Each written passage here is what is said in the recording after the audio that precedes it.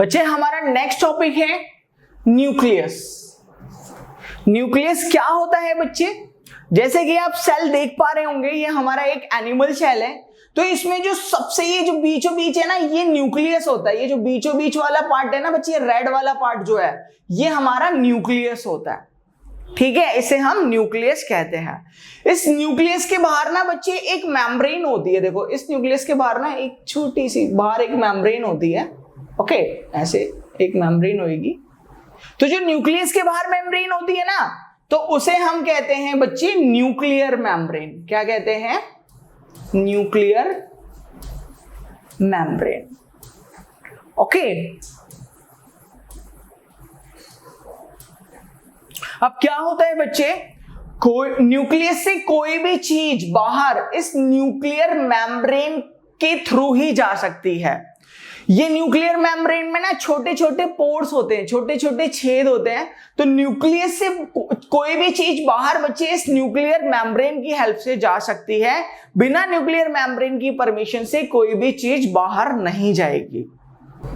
बच्चे इस न्यूक्लियस के अंदर ना ये जो रेड कलर का पार्ट है, इस न्यूक्लियस के अंदर क्या क्या चीजें होती हैं बच्चे, आइए जानते हैं। तो इसके अंदर होता है बच्चे, ये रेड पार्ट यहां पे दिखा दिया। इसके अंदर दो चीजें होती हैं। पहली चीज होती है क्रोमोसोम्स। ठीक है, क्रोमोसोम्स क्या होते हैं बच्चे? मतलब न्यूक्लियस जो है उसके अंदर क्रोमोसोम्स पाए जाते हैं। ठीक है, तो क्रोमोसोम्स क्या होते हैं बच्चे? ये ना एक रस्सी की तरह स्ट्रक्चर दिखते हैं, थ्रेड लाइक स्ट्रक्चर। तो रस्सी की तरह स्ट्रक्चर दिख रहे हैं ना आपको? यस। तो जो हमारे क्रोमोसोम्स होते हैं बच्चे, वो कैसे होते हैं? वो एक थ्रेड लाइक स्ट्रक्चर होते हैं। थ्रेड का मतलब एक रस्सी की तरह स्ट्रक्चर होता है। तो यहां पे लिख दिया थ्रेड लाइक स्ट्रक्चर होते हैं।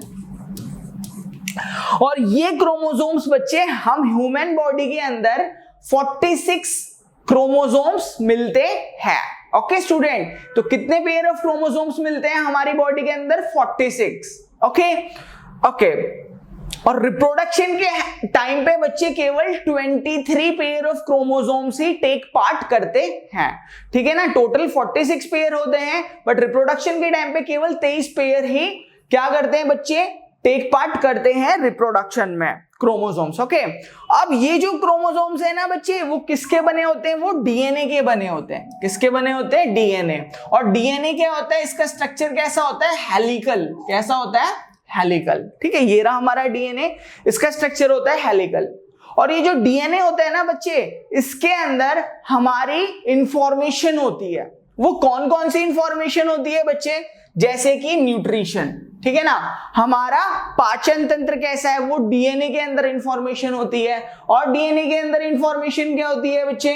हमारी बॉडी का स्ट्रक्चर कैसा है। और डीएनए के अंदर क्या इंफॉर्मेशन होती है? हमारी बॉडी कैसी दिखती होगी। ठीक है ना, तो वो डीएनए के अंदर ये इंफॉर्मेशन होती है। देखा है ना कि पहले जो हमारे डायनासोर थे, उनके स्ट्रक्चर के बारे में हम अभी जानते हैं। वो किस कारण? डीएनए के कारण। ठीक है ना, क्योंकि डीएनए से हमें उनके स्ट्रक्चर की इंफॉर्मेशन मिल गई है। अब बच्चे ये जो डीएनए होते हैं ना, ये किससे बनते हैं बच्चे? जीन से बनते हैं। किससे बनते हैं बच्चे? जीन। जो हमारे डीएनए होते हैं वो किससे मिलकर बनते हैं? जीन से। तो जो हमारे डीएनए होते हैं बच्चे, वो ना थाउजेंड्स ऑफ अलग अलग जीन से मिलकर बनते हैं। जीन क्या करते हैं बच्चे? जीन क्या करते हैं? ये जो भी हमारे पेरेंट्स के कैरेक्टरिस्टिक होते हैं, मतलब जो भी हमारे पेरेंट्स के गुण होते हैं, वो हमारे अंदर ट्रांसफर करते हैं। जैसे कोई कहता होगा ना, अरे तुम्हारे पापा के बाल भी ब्राउन हैं और तुम्हारे बाल भी ब्राउन हैं, तो पापा के बालों की कैरेक्टरिस्टिक हमारे बालों में आ गई। वो कौन लेके आया? जीन लेके आया। कोई कहता होगा, अरे तुम्हारे पापा की आंखें भी नीली हैं, तुम्हारे भी आंखें नीली हैं, तो जो पापा के नीले आंखों की कैरेक्टरिस्टिक है वो हमारे अंदर भी आ गई। कौन लेके आया? जीन लेके आई। तो ये जो जीन है वो किसके अंदर मिलते हैं? न्यूक्लियस के अंदर। बच्चे हर जीन का ना अलग अलग फंक्शन होता है। जैसे कुछ जीन का फंक्शन होएगा कि हमें पापा के जो आंखें हैं बच्चे, वो ब्लू हैं और मेरी भी आंखें ब्लू हैं, एग्जाम्पल। ठीक है, तो वो कैरेक्टरिस्टिक कहां से आई? वो भी जीन से आई। तो कुछ जीन क्या डिसाइड करेंगे? आंखों का कलर। कुछ जीन क्या डिसाइड करेंगे? बालों का कलर। कुछ जीन क्या डिसाइड करेंगे? उनका फंक्शन क्या होगा बच्चे? हमारी हाइट बढ़ाना।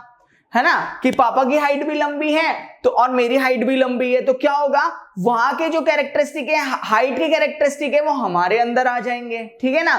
तो हर एक जीन का अलग अलग फंक्शन होता है। तो इसलिए जो हमारा न्यूक्लियस है बच्चे, वो क्रोमोसोम्स, डीएनए और जीन से मिलकर बनता है। बच्चे जिन ऐसे ऑर्गेनिज्म जैसे कि यूनिसेल्युलर ऑर्गेनिज्म है ना, ऐसे ऑर्गेनिज्म जिनके पास केवल एक ही सेल होता है ना, तो ऐसे ऑर्गेनिज्म में जो हमारा न्यूक्लियस होता है वो रिप्रोडक्शन में भी हेल्प करता है, मतलब वो उनके बच्चों को जन्म देने में भी हेल्प करता है। जैसे कि आप एग्जांपल से देख पाएंगे बच्चे कि ये हमारे पास क्या है बच्चे, एमीबा है। क्या है ये, एमीबा है। तो ये एमीबा के पास क्या है बच्चे, एक ही सेल था, ठीक है ना। तो अब इसके बच्चे कैसे जन्म लेते हैं, यानी कि इसमें रिप्रोडक्शन कैसे होता है, आइए जानते हैं। तो क्या होता है, सबसे पहले ये एमीबा का जो न्यूक्लियस है ना बच्चे, वो न्यूक्लियस ना दो न्यूक्लियस में टूटता है। क्या किस में टूटता है, दो न्यूक्लियस में टूटता है। तो ये देखो, ये न्यूक्लियस खिंच गया, दो में टूटने की कोशिश कर रहा है। अब ये न्यूक्लियस देखो बच्चे, यहाँ पे दो न्यूक्लियस में टूट गया और यहाँ पे क्या हुआ बच्चे, इस अमीबा का क्या हो गए बच्चे, दो बच्चे हो गए बिल्कुल इन्हीं की तरह, ठीक है ना। और इनके बच्चे बिल्कुल इन्हीं की तरह दिखते हैं, ठीक है। तो इसे हम प्रोसेस को कहते हैं बाइनरी फ्यूजन इन अमीबा, भी इस प्रोसेस को हम कहते हैं। तो इस तरीके से हमें पता चला कि जो न्यूक्लियस है वो रिप्रोडक्शन में भी हेल्प करता है। बच्चे अब हम थोड़ी सी बात वायरस की कर लेते हैं। जो हमारा वायरस होता है ना बच्चे, इसके पास कोई भी मेम्ब्रेन नहीं होती, ना इसके पास प्लाज्मा मेम्ब्रेन होती, ना इसके पास सेल मेम्ब्रेन होती, है ना, और ना इसके पास कोई सेल वॉल होता। तो इसके पास कोई भी मेम्ब्रेन नहीं होती। तो इसलिए जो वायरस है ना बच्चे, ये लाइफ की कैरेक्टरिस्टिक ही शो नहीं करता, मतलब हम अपने इन्वायरमेंट में पता नहीं लगा सकते कि वायरस है या नहीं है, वायरस जीवित भी है या नहीं है, ठीक है। बट जो हम एनिमल्स होते हैं, हमारे ह्यूमंस जो होते हैं बच्चे, हमारे अंदर मेम्ब्रेन्स होती हैं, हमारे अंदर प्लाज्मा मेम्ब्रेन भी होती है, हमारे अंदर न्यूक्लियर मेम्ब्रेन भी होती है, हमारे अंदर तो नहीं होता, प्लांट के अंदर सेल वॉल भी होता है, ठीक है ना। ओके, तो यहाँ पे हमें क्या देखने को मिला बच्चे, वायरस के अंदर कोई भी मेम्ब्रेन नहीं होती, इसलिए वो लाइफ की कोई भी कैरेक्टरिस्टिक शो नहीं करता। वायरस अपनी कैरेक्टरिस्टिक कब शो करता है बच्चे, अगर वो किसी बॉडी के अंदर घुस जाता है, तभी क्या होती है बच्चे, उसकी लाइफ की कैरेक्टरिस्टिक देखने को मिलती है। तो जो हमारा वायरस होता है बच्चे, वो हमें बीमारी करता है, ठीक है ना। तो इसलिए क्या होता है बच्चे, वायरस तभी अपना असर छोड़ता है जब वो हमारी बॉडी के अंदर क्या आ जाता है बच्चे, एंटर कर जाता है। एग्जांपल जैसे कि कोविड, जो हमारा कोरोना वायरस है ना, वो हमारे एटमॉस्फेयर में फैल जाता है, मतलब हमसे क्या होता है बच्चे, हमसे ही फैल रहा है ना वो, यस, बट उसका एटमॉस्फेयर में कुछ नहीं बता कर सकते कि कहां पे है, कैसा दिखता है, कुछ नहीं कर सकते, कौन सी सरफेस पे लगा हुआ है। बट किसी की बॉडी के अंदर घुस जाता है तो हमें पता लगता है यस, यहाँ पे कोविड है। ओके, तो बच्चे यहाँ पे दिख रहा होगा कि ये हमारा एक वायरस है, तो इसके अंदर हमें कोई भी मेम्ब्रेन नहीं देखने को मिल रही, ठीक है। तो इसलिए ये लाइफ की कोई भी कैरेक्टरिस्टिक शो नहीं करता।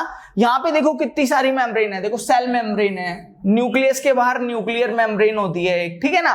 हमारे जो एनिमल सेल में होती है उसके पास सेल मेम्ब्रेन होता है, न्यूक्लियर मेम्ब्रेन होती है, तो इसलिए हम लाइफ की कैरेक्टरिस्टिक शो करते हैं। बच्चे जो हमारा नेक्स्ट टॉपिक है वो है न्यूक्लियोइड। न्यूक्लियोइड क्या होता है बच्चे, हमारे कुछ ऑर्गेनिज्म होते हैं जो कि प्रोकार्योटिक ऑर्गेनिज्म होते हैं, जैसे कि बैक्टीरिया। इनके पास ना खुद की न्यूक्लियर मेम्ब्रेन नहीं होती। अगर इनके पास न्यूक्लियर मेम्ब्रेन नहीं होगी तो इनके पास न्यूक्लियस भी नहीं होगा, और अगर इनके पास न्यूक्लियस नहीं है तो इनका जो न्यूक्लियर रीजन होगा बच्चे, वो अनडिफाइंड होगा। तो इस अनडिफाइंड न्यूक्लियर रीजन को हम न्यूक्लियोइड्स कहते हैं। जैसे कि बच्चे आपको दिखा दूं, प्रोकार्योटिक ये रे, ठीक है ना, ये रहा हमारा बैक्टीरिया, यानी बैक्टीरिया का सेल ऐसा है। ओके, तो यहां पे देखो बच्चे, इसके अंदर क्या नहीं है, इसके अंदर न्यूक्लियस ही नहीं है, ठीक है, इसके अंदर न्यूक्लियस नहीं है, इसका ये न्यूक्लियस नहीं है, तो इसके जो न्यूक्लियर रीजन है देखो बच्चे, फैला हुआ है पूरा, ये तो इस अनडिफाइंड फैले हुए न्यूक्लियर रीजन को हम कहते हैं न्यूक्लियोइड। बट जो यूकारियोटिक्स होते हैं, जैसे कि हम एनिमल्स हो गए या ह्यूमन हो गए, तो हमारे पास क्या होता है बच्चे, हमारा न्यूक्लियस होता है। देखो ये ब्लू कलर का जो है ना, ये रहा हमारा न्यूक्लियस, ये जो वाले ब्लू कलर का ये न्यूक्लियस है। तो हमारा एक वेल डिफाइंड न्यूक्लियस होता है, तो हमारा एक न्यूक्लियर रीजन प्रॉपर होता है, इसलिए हम उसे न्यूक्लियस कहते हैं। तो जो मेरा जो प्रॉपर न्यूक्लियस नहीं होता है, जो अनडिफाइंड न्यूक्लियस होता है, उसे हम न्यूक्लियोइड कह देते हैं। बच्चे हमारा नेक्स्ट टॉपिक है साइटोप्लाज्म। साइटोप्लाज्म क्या होते हैं बच्चे, आइए जानते हैं। तो जो हमारा साइटोप्लाज्म होता है बच्चे, वो ना हमें प्लाज्मा मेम्ब्रेन के अंदर मिलता है। तो ये है बच्चे, देखो ये हमारी सेल मेम्ब्रेन को ही हम प्लाज्मा मेम्ब्रेन कहते थे, नहीं कहते थे, कहते थे बच्चे। तो जो हमारी सेल मेम्ब्रेन है, इसे हम क्या कहते थे बच्चे, प्लाज्मा मेम्ब्रेन। ठीक है, तो इस सेल मेम्ब्रेन को हम क्या कहते हैं बच्चे, प्लाज्मा मेम्ब्रेन कहते हैं। ओके, तो बच्चे यहां पे हमें दिख रहा होगा कि ये जो मेरी प्लाज्मा मेम्ब्रेन के अंदर ना, ये जो येलो येलो कलर का पार्ट है ना, ये जो येलो येलो कलर दिख रहा है आपको, सारा येलो येलो यहां तक, ये पूरा, ये इधर से लेके यहां तक जो पूरा येलो येलो कलर दिख रहा है ना, ये पूरा येलो येलो कलर जो पूरा है ना, ये एक साइटोप्लाज्म है। क्या है बच्चे, साइटोप्लाज्म। ये जो पीला पीला दिख रहा है ना पूरा, यहां से लेके पूरा जो फैला हुआ है, ये साइटोप्लाज्म है। ये साइटोप्लाज्म क्या होता है बच्चे, ये एक फ्लूइड होता है जो कि एक जेली की तरह दिखता है। इसका जो स्ट्रक्चर है बच्चे, बिल्कुल जेली, जेली खाई है।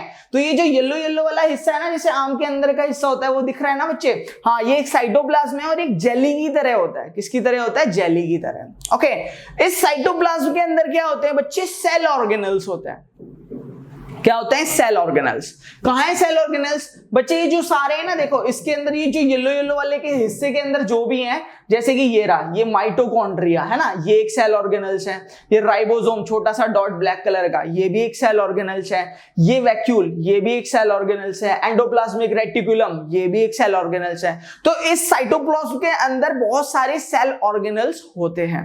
अब तुम पूछोगे कि सेल ऑर्गेनल्स क्या होते हैं बच्चे, सेल ऑर्गेनल्स क्या होते हैं बच्चे, ये ना डिफरेंट डिफरेंट फंक्शन करते हैं हमारे सेल के लिए। जो सेल होता है वो बहुत सारे सेल ऑर्गेनल्स से मिलकर बना है ना, और ये अलग अलग काम करते हैं। एग्जाम्पल, जैसे किसी सेल ऑर्गेनल्स का काम होगा प्रोटीन बनाना, वो कौन सा है, राइबोसोम। ये राइबोसोम क्या करता है बच्चे, प्रोटीन बनाता है। क्या बनाता है, प्रोटीन बनाता है। ओके, किसी सेल का काम होगा इस प्रोटीन को सेल के अलग अलग पार्ट तक पहुंचाना, वो कौन है बच्चे, एंडोप्लाज्मिक रेटिकुलम। ये प्रोटीन को क्या करेगा, सेल के अलग अलग पार्ट तक पहुंचा देगा। ठीक है, किसी सेल का काम होगा बच्चे हमारे लिए पावर जनरेट करना, मतलब हमारी बॉडी को एनर्जी देना, तो वो होता है सेल ऑर्गेनल्स माइटोकॉन्ड्रिया।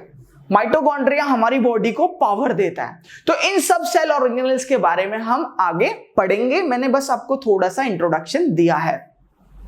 बच्चे साइटोप्लाज्म कुछ ऐसा दिखता है, जेली की तरह दिख रहा है आपको, जेली की तरह, यस, ये हमारा साइटोप्लाज्म होता है। बच्चे हमारा नेक्स्ट टॉपिक है सेल ऑर्गेनल्स। मैंने अभी इसके बारे में आपको बताया था कि जो सेल ऑर्गेनल्स होते हैं बच्चे, वो हमारे सेल्स के अंदर पाए जाते हैं, जो कि साइटोप्लाज्म के अंदर मिलते हैं ना। साइटोप्लाज्म जो कि एक जेली टाइप का सब्सटेंस होता है। देखो ये जो येलो कलर है ना, जो आम की तरह लग रहा है, बिल्कुल आम के अंदर वाला पार्ट, तो ये जो इसके अंदर जितनी भी चीजें हैं ना, ये सारे सेल ऑर्गेनल्स हैं। जैसे कि माइटोकॉन्ड्रिया इसके अंदर है, ये वाला पार्ट, ये वैक्यूल भी एक सेल ऑर्गेनल्स है। ये जो ब्लैक वाला दिख रहा है बच्चे, राइबोसोम, ये भी एक सेल ऑर्गेनल्स है। एंडोप्लाज्मिक रेटिकुलम ब्लू वाला, ये भी एक सेल ऑर्गेनल्स है। ये ग्रीन वाला लाइसोसोम भी एक सेल ऑर्गेनल्स है। ठीक है ना, इन सेल ऑर्गेनल्स के क्या होते हैं बच्चे, अलग अलग काम होते हैं। जैसे कि जो हमारा राइबोसोम है वो हमारे लिए प्रोटीन बनाता है। एंडोप्लाज्मिक रेटिकुलम इस प्रोटीन को सेल्स के डिफरेंट डिफरेंट पार्ट तक पहुंचाता है। जैसे कि लाइसोसोम क्या करता है कि जो भी हमारे सेल के अंदर वेस्ट चीजें होती हैं उन्हें बाहर निकाल देता है, मतलब हमारे सेल को क्लीन रखता है। इसे हम वेस्ट डिस्पोजल सिस्टम भी कह देते हैं। ठीक है, तो ये सारी चीजें क्या है बच्चे, हमारी सेल ऑर्गेनल्स हैं, और इनके बारे में हम आगे डिटेल में बात करेंगे, तो डोंट वरी। बच्चे आज हम पढ़ेंगे रिप्रोडक्शन, जो कि एक क्लास 8 का चैप्टर है। बच्चों रिप्रोडक्शन क्या होता है, अगर किसी पेरेंट से ऑफस्प्रिंग प्रोड्यूस होते हैं ना, तो उसे हम रिप्रोडक्शन कहते हैं। यानी कि जो पेरेंट्स अपने बच्चों को जन्म देते हैं तो उसे हम रिप्रोडक्शन कहते हैं। या हम ये भी कह सकते हैं कि एग्जिस्टिंग ऑर्गेनिज्म से नए ऑर्गेनिज्म का प्रोडक्शन होना, मतलब एग्जिस्टिंग ऑर्गेनिज्म से नए ऑर्गेनिज्म का बनना, उसे हम रिप्रोडक्शन कहते हैं।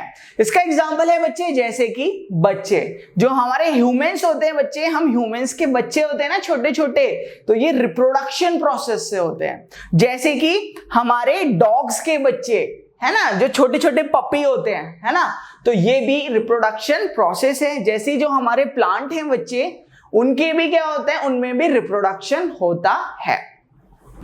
बच्चों जो हमारा नेक्स्ट टॉपिक है वो है टाइप्स ऑफ रिप्रोडक्शन। जो हमारे रिप्रोडक्शन होते हैं वो केवल दो टाइप के होते हैं बच्चे। कौन कौन से होते हैं? पहला होता है सेक्सुअल रिप्रोडक्शन और दूसरा होता है बच्चे एसेक्सुअल रिप्रोडक्शन। हम इनके बारे में डिटेल में बात करेंगे। बच्चों अब हम पढ़ेंगे हमारा next topic asexual reproduction. Asexual reproduction क्या होता है बच्चे? ये एक ऐसा रिप्रोडक्शन है जिसमें केवल एक पेरेंट से बच्चों को जन्म मिलता है। इसका एग्जांपल है जैसे कि यहां पे हमें दिख रहा है बच्चे कि इस वाले ऑर्गेनिज्म में देखो दो हमारे स्टारफिश प्रोड्यूस हो रही हैं। केवल एक पेरेंट से दो बच्चे मिल रहे हैं बच्चे, देखो ध्यान से देखो, दो बच्चे मिल गए ना, किससे? केवल इस पेरेंट से। इस पेरेंट से दो बच्चे प्रोड्यूस हो रहे हैं एक पेरेंट से, तो इसलिए ये एक एसेक्सुअल रिप्रोडक्शन है। बच्चे एसेक्सुअल रिप्रोडक्शन में कोई भी सेक्स गैमेट की जरूरत नहीं होती। ओके,